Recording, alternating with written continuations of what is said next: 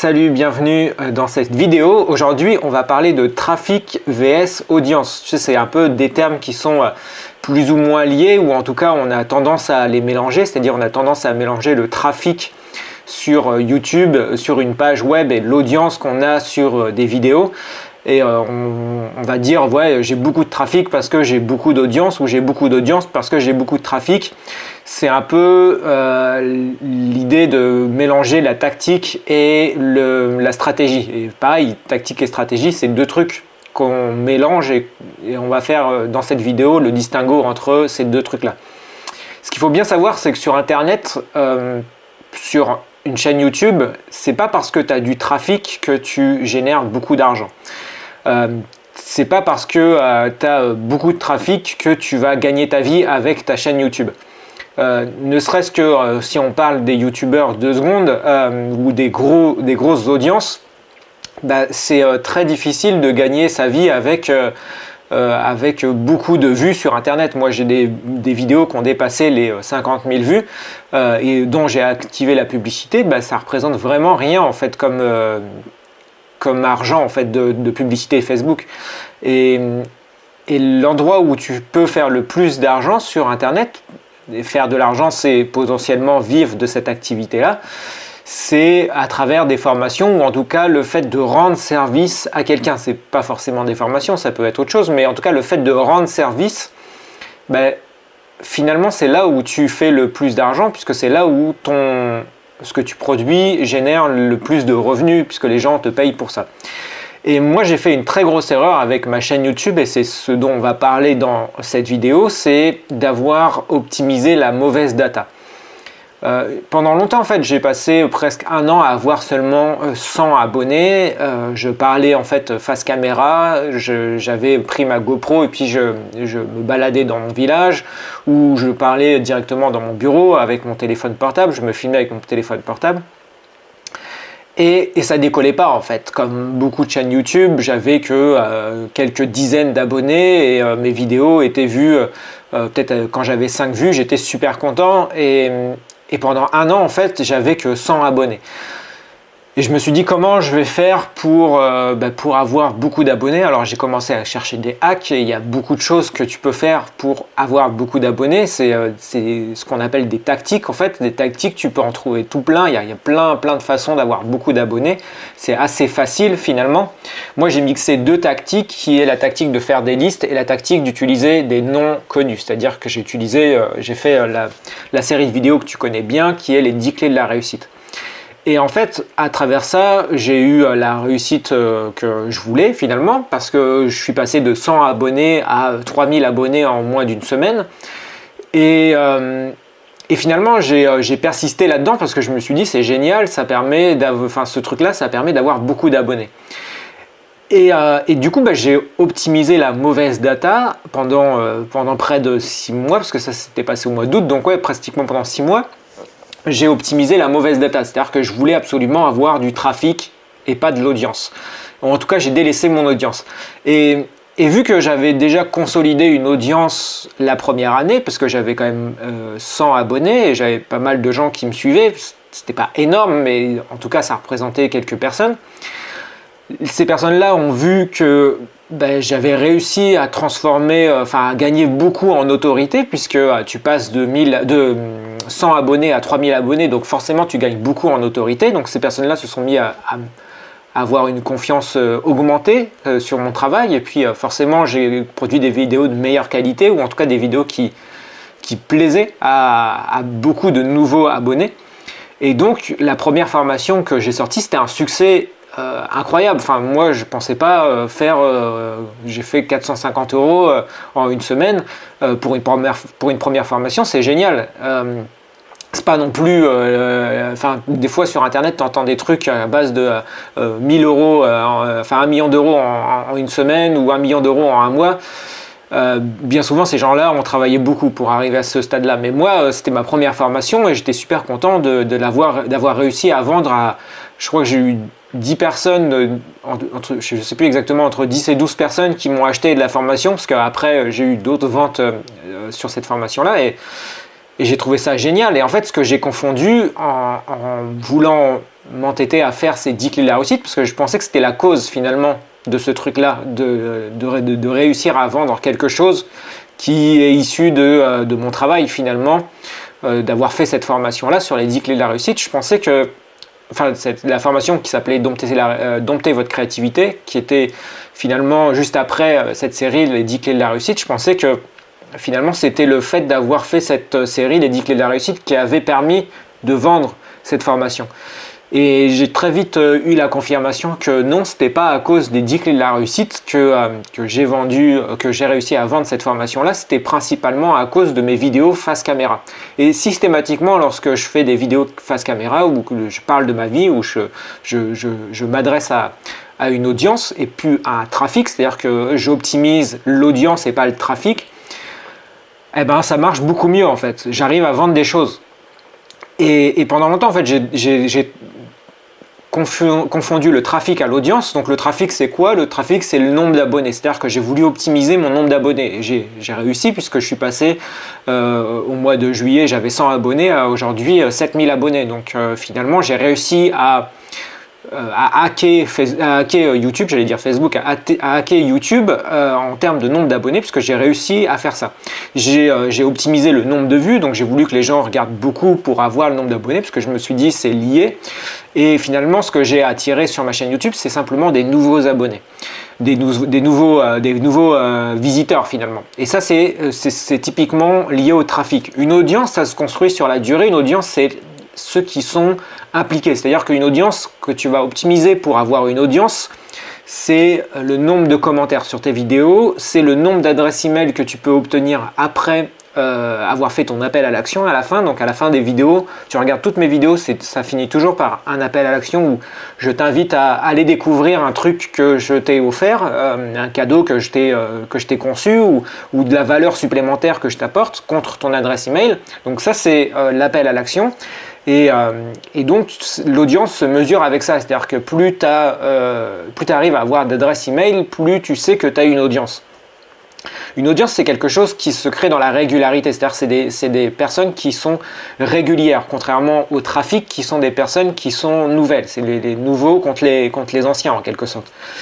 Et moi, je pensais en fait que l'audience venait du trafic, et finalement, l'audience ne vient pas du trafic, l'audience vient simplement du fait de la répétition, en fait, de la patience. Et donc, c'est pas grave en fait d'avoir ce problème-là. Je veux dire, c'est pas un problème. Il y a pire comme problème quand tu as une chaîne YouTube que d'avoir trop d'abonnés et de ne pas réussir à les monétiser, ou en tout cas à les intéresser à ce que tu fais. C'est pas grave comme problème puisqu'il y a des solutions en fait. Et juste avec ça, je voudrais illustrer l'histoire de Tiger Woods. Tiger Woods, en fait, il a commencé très tôt à faire du golf, et il a squatté en fait la première place mondiale à partir de 1997, seulement 42 semaines après être rentré chez les pros. Donc c'est un record de rapidité, c'est-à-dire que quand il a commencé à être dans la catégorie pro, parce que juste avant il était forcément dans la catégorie amateur, il a obtenu la première place mondiale. Et ça, c'est le record de rapidité. Donc à 22 ans, c'est le plus jeune golfeur à être numéro 1 mondial de l'histoire du golf. Donc il a eu une ascension extrêmement rapide.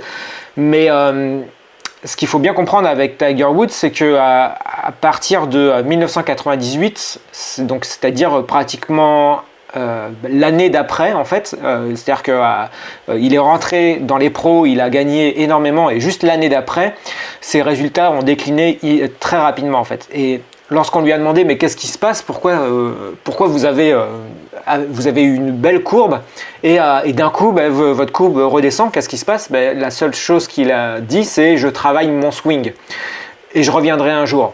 Il était persuadé qu'il allait revenir et qu'il était en train de travailler son swing. Ce qu'il faut bien comprendre avec Tiger Woods, c'est que être numéro 1, c'est pas son objectif, parce qu'il a toujours été numéro 1 en fait. À l'âge de 3 ans, il faisait déjà du golf. À l'âge de 5 ans, il passait déjà à la télé dans une émission qui s'appelle Incroyable. Enfin, c'est Incroyable sur ABC, donc un peu genre un incroyable talent ou quelque chose comme ça à l'américaine. Et à l'âge de 8 ans, il remporte déjà son premier championnat du monde junior. Donc lui, il n'est pas dans l'idée d'être premier, puisqu'il sait dans tous les cas qu'il sera toujours premier, il a toujours été premier. Quand il regarde dans son passé, il sait qu'il a été premier. Lui, ce qui l'obsède le plus, c'est juste d'être meilleur que lui-même. D'ailleurs, ce qui l'obsède, c'est les records. Donc c'est pour ça que lorsqu'il s'est lancé en 97 dans ce golf, et que dans les pros, et en 1998, donc à peine un an après, il déclinait déjà, c'est qu'en fait, il n'arrivait pas à améliorer son score en fait. Et donc il travaillait vraiment son swing, donc il est descendu dans le classement dans les années d'après, et seulement à partir de juin 1999, il a commencé à rebattre des records jusqu'en 2002. Et à partir de 2002, donc à partir juste après 2002, en 2003, de 2003 à 2004, plus rien, il a plus rien gagné du tout jusqu'en fin 2004 donc, et on lui a reposé cette fameuse question, mais qu'est-ce qui se passe en fait? Pourquoi vous gagnez plus rien alors que vous avez éclaté tous les scores pendant une paire d'années, pendant 3 ans vous avez éclaté tous les scores, qu'est-ce qui se passe en fait? Pourquoi vous ne gagnez plus rien? Et ce qu'il a répondu aux journalistes, c'est: je travaille mon swing, je reviendrai un jour.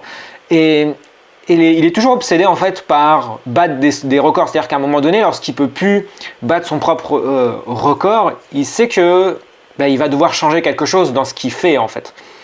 Et à partir de 2005, donc il reprend à nouveau des victoires et voilà, l'histoire s'enchaîne. Après, il a eu des blessures et tout ça, mais on voit bien en fait la psychologie du gars où ce qui l'obsède, c'est pas d'être numéro 1, c'est de le rester, donc d'améliorer ses records.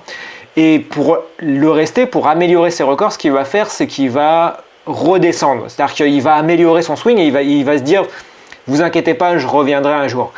Et c'est exactement ce qu'il faut faire en fait lorsque tu es bloqué avec ta chaîne YouTube, lorsque tu veux faire ce métier-là d'infopreneur peut-être, ou en tout cas d'être coach, ou de faire quelque chose envers le public. C'est que parfois tu as des choses comme ça qui arrivent extrêmement fortes, extrêmement puissantes. Moi, ça m'est arrivé justement avec les 10 clés de la réussite.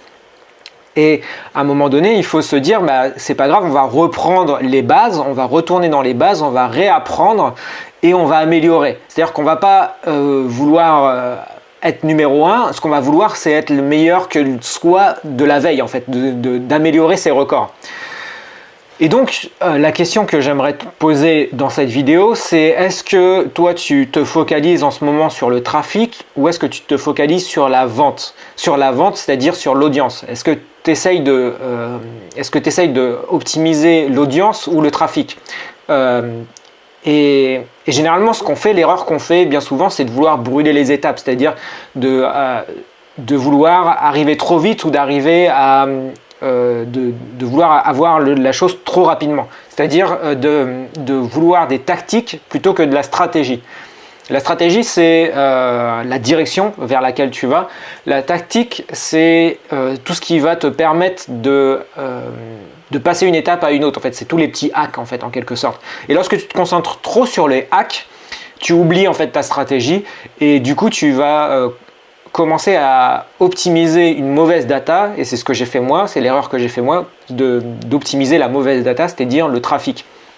Donc c'est normal de vouloir ça, je veux dire, c'est pas une mauvaise chose, on veut tous avoir des petits hacks, et on veut tous améliorer son nombre de vues, on veut tous améliorer son nombre d'abonnés, c'est hyper glorifiant en quelque sorte, mais c'est pas deux trucs ce que je veux dire, c'est pas deux trucs qu'il faut opposer.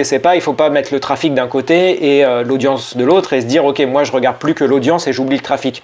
C'est vraiment des trucs qui sont complémentaires, mais simplement il faut pas trop surévaluer le trafic. C'est-à-dire qu'il faut pas tout faire uniquement pour le trafic, il faut aussi travailler son audience. Et bien souvent, ce que font les gens, en fait, et moi je l'ai fait, c'est de vouloir uniquement le trafic parce que tu penses que dans le trafic, du trafic naît l'audience. Et c'est faux, finalement. Ce qu'il faut faire, c'est avoir un petit peu de trafic, trouver des hacks, effectivement, pour avoir du trafic, mais surtout, ce qu'il faut faire, c'est consolider l'audience. C'est avoir des fans finalement. Les fans, tu sais, le mot fan, ça vient du mot fanatique. C'est-à-dire que quoi que tu dis, quoi que tu fasses, la personne est d'accord avec toi. C'est ce que font les religions, c'est qu'ils construisent, c'est ce qu'ont fait les religions. Je ne sais pas si c'est ce qu'ils font toujours, mais c'est ce qu'ils ont fait pendant longtemps, les religions, c'est d'avoir des fanatiques, c'est d'avoir des fans. d'avoir des gens qui sont hyper impliqués en fait dans ce que tu fais, qui sont prêts même à t'aider à faire ce que tu fais, c'est-à-dire qu'ils veulent t'aider gratuitement, ils deviennent bénévoles. Dans les religions, c'est ça en fait, tu as des gens qui sont prêts à t'aider ou à aider la religion pour que ça perdure. Et ce qu'il faut faire en fait, la solution c'est sur YouTube, si on part sur notre idée de publier sur YouTube, c'est-à-dire si toi tu es coach ou si tu es thérapeute ou si tu veux vivre d'une activité sur YouTube, si tu veux en faire la promotion, il faut que tu publies régulièrement des choses parce que ce que tu as besoin d'optimiser, c'est l'audience et pas le trafic. Bien souvent, les gens viennent me voir et me disent « Ouais, mais moi j'ai besoin d'un site web ». Non, tu n'as pas besoin d'un site web, tu as besoin d'une audience. Tu as besoin de consolider une audience. Ce qu'il faut faire, c'est parler de ta vie, faire du storytelling, dire qui tu es, quels sont les problèmes que tu rencontres dans ta vie. Typiquement, là, je suis en train de te parler d'un problème que j'ai, c'est-à-dire de réorienter ma clé de ma KPI, donc la chose que je voudrais optimiser, c'est-à-dire réorienter toute ma chaîne YouTube qui n'est plus de vouloir du trafic, mais de l'audience. Ce qu'il faut bien comprendre avec tes fans, c'est qu'ils ont une durée de vie. Bien souvent, les fans ont une durée de vie en fonction du sujet que tu veux aborder. Et ça, j'en reviendrai dans une autre vidéo parce que je n'ai pas le temps d'en parler ici. Si tu veux en savoir plus, j'ai mis un lien en description, donc c'est des clés quotidiennes et dedans, tu as plein de cadeaux, plein d'astuces que tu vas obtenir en t'inscrivant dessus. Donc, c'est un lien en description, il y a pareil une vidéo qui s'affiche et bref, il y a plein de trucs sur lesquels tu peux cliquer qui t'expliqueront justement toutes les tactiques et toutes les stratégies pour améliorer ta chaîne YouTube et faire quelque chose de successful, d'avoir du succès. Moi, je te donne rendez-vous dans une prochaine vidéo, mais surtout reste déterminé à réussir et reste créatif et surtout une bonne stratégie. Salut!